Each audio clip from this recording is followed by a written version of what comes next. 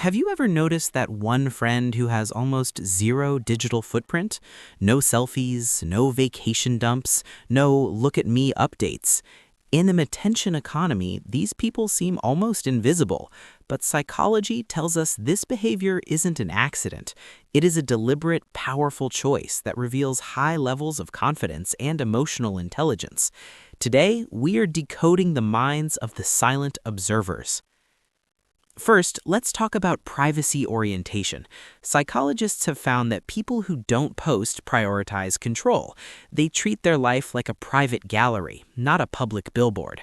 They aren't hiding because they are ashamed. They are hiding because they understand that access to their life is a privilege, not a right. While most people trade their privacy for likes, these people protect their mental energy.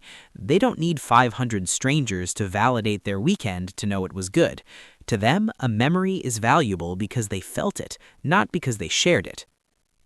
Second, they have what psychologists call high self-concept clarity. This means their sense of self comes from the inside, not the outside. If you know exactly who you are, you don't need to curate a digital avatar to prove it.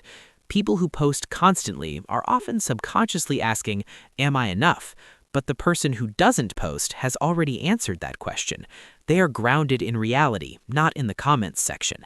They don't need to perform happiness for an audience because they are too busy actually experiencing it.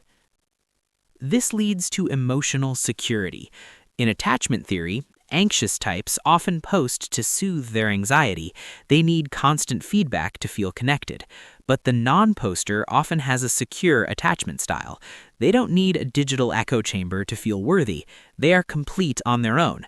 They don't post the gym selfie to prove they worked out. The soreness in their muscles is proof enough.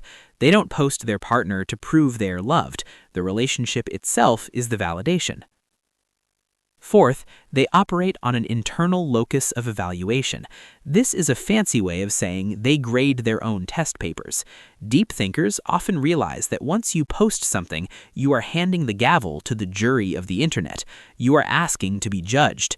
By staying offline, they keep the gavel. They judge themselves by their own standards, which allows them to live authentically rather than performatively.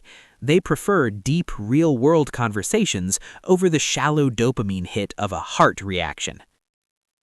Fifth, they understand the highlight reel illusion. They know that social media is a hall of mirrors designed to make you feel inadequate. By refusing to participate, they opt out of the social comparison game entirely. They choose peace over performance. They aren't watching everyone else's fake life, which means they are actually living their real one. They know that if you are always documenting the moment, you are never truly in it. And finally, there is the power of mystery.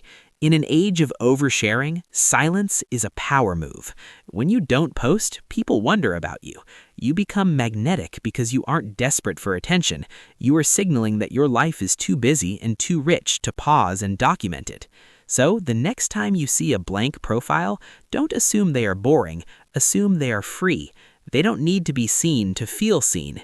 And that is the ultimate confidence.